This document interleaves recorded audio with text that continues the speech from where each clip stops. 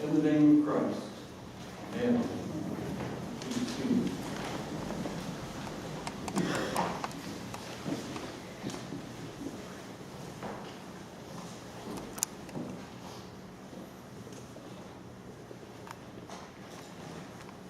Lent is such a great opportunity, and sometimes I think we waste it because we get all focused on being bad boys and girls.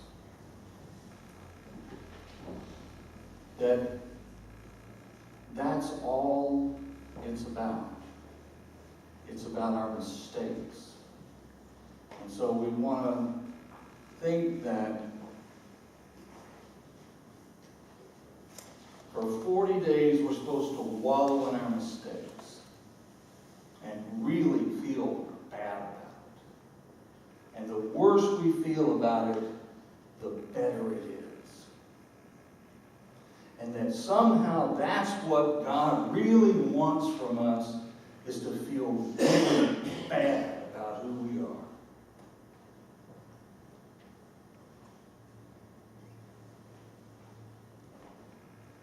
In my opinion, and that's all it is an opinion, there is plenty of evidence around of our mistakes and our shortcomings. It seems to me that this is a time to reflect, but also to let go.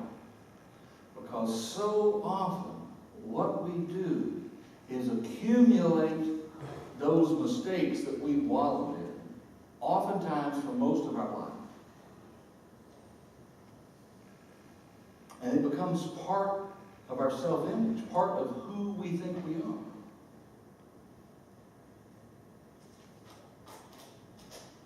And so that's an illusion that we create around ourselves. And everybody knows, I say everybody knows, I shouldn't say everybody knows. If you keep telling a kid, as you're raising that child, over and over and over again how bad they are, they will fulfill that prophecy.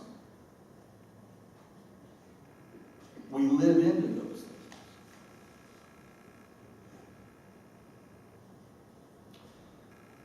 The readings that we have today, especially the Old Testament reading from Genesis and the Gospel reading, it seems to me have a lot to do with the human condition, but not so much in establishing that we are by nature bad. I think that this Genesis reading has to do with trying to explain this whole thing that seems to make us human. The self-consciousness, the consciousness of being a self. And it's an important thing as we are growing up. If you notice a newborn baby, that newborn baby really doesn't quite know yet, and for the most part, the mom doesn't either, that they're no longer attached physically. But with some time passing, there is that notion that sets in, especially in our teen years, where we are desperately trying to separate, to become my own person. It can be useful for us as we are learning things, as we are learning our way in the world, to begin to recognize different objects, so that we can know something is one thing and that it's not us. But what often happens is that we begin to focus on that as the ultimate reality and not just a useful tool. We begin to believe that illusion that is contrary to the oneness of all life. It's a useful illusion, but it is an illusion. What often happens is we grow up thinking that we don't need anybody else. And that may be true for all of those who are trying to think of a circumstance. There's no circumstance in which people don't need something or someone else. If you eat, you need a plant, you need another animal, you need some life form to sustain your own life. If you wear clothes, you might need cotton or wool. That comes from somewhere else. If we treat our own illnesses, if we educate ourselves from the beginning, if we can bring ourselves into this world alone, if we can reproduce the species by ourselves, maybe we don't need anyone else. Maybe we're not connected to anyone or anything else.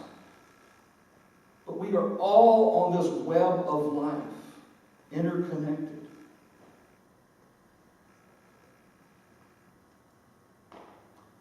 Father Thomas Keating, who is the founder and primary proponent of the modern centering prayer movement, writes about this gospel reading. And he talks about the false self, this notion of ourselves as being a completely separate entity, and that we are identified by all those things, the slings and arrows of outrageous fortune that have left scar tissue and all kinds of things in our psyches and our souls and our bodies. And he sees this gospel as really focusing on it because there are these three primary energy centers he refers to in this false self system. This illusion of who we are. One is survival. Survival is a good thing.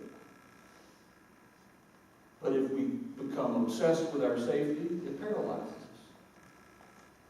Love and affection. It's a good thing. It's an important thing. It's the lifeblood. But if we become obsessed, it paralyzes us.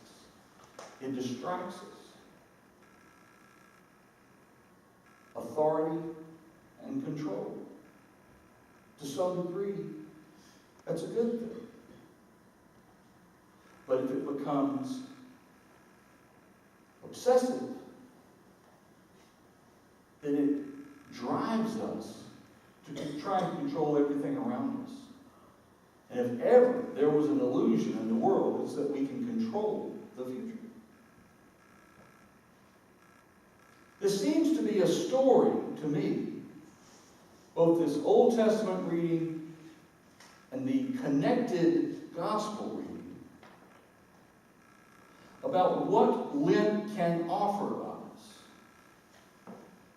It can be a time where we can, through all of the various spiritual practices that have been created over the ages, where we can begin to step back a little bit from the illusions that we harbor in our minds about our separateness, about who we are, and what constitutes the I, what constitutes me, what we identify ourselves with, so that those illusions can begin to slowly let go their power to control us. Because as long as those illusions are present and in control, we see and experience the whole world, all of our life and experience through these lenses. And these lenses are distorted. And they don't allow us freedom to simply be present in reality.